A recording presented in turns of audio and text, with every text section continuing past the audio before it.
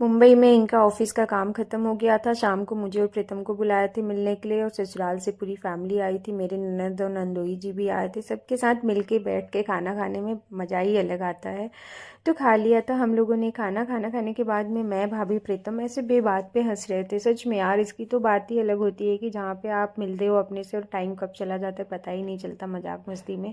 तो हमारा पता नहीं कौन सा मिलाप हो रहा है कि जो ख़त्म ही नहीं हो रहा है। और मैं, प्रीतम खड़े हो गए। एक्चुअली मुझे जाना था क्योंकि मैं गई थी थक, और मुझे घर पे जाके कुछ और भी काम करना था। और यहाँ पे जेंट्स लोगों का कुछ अलग ही खिचड़ी पक रहा है, हम लोगों का अलग ही पक रहा है।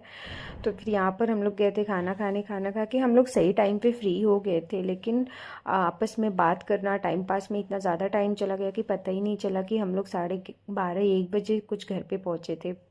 फिर यहाँ पे मैं, भाभी, प्रीतम पता नहीं किस किस जन्म की क्या क्या बातें कर रहे थे कि ख़त्म होने का नाम ही नहीं ले रहा था। और भैया लोग भी उधर साइड में खड़े थे, वो लोग भी कुछ बोल नहीं रहे थे। और मुझे जाना था तो मैं सोच रही थी कि थोड़ा टाइम पे जा पाऊँगी तो कुछ और मैं कर पाऊँगी।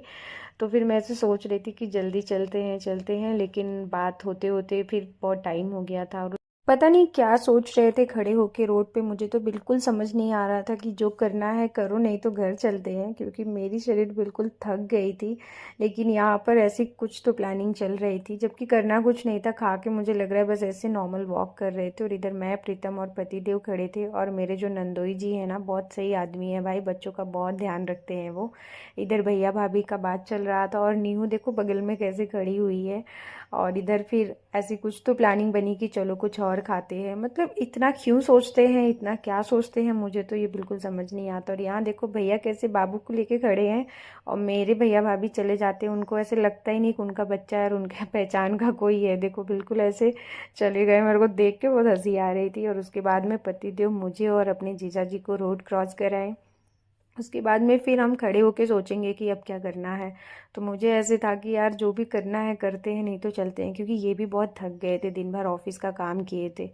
तो फिर उसके बाद में जाते हैं तो फिर ऐसे लगता है कि चलो कुछ और खाते हैं। तो फिर कुछ फालूदा खाना था, तो मेरी ननद रानी देख रही थी कि क्या ऑर्डर करना है, और साथ में उनके भाई भी देख रहे थे कि ये ऑर्डर कर दो।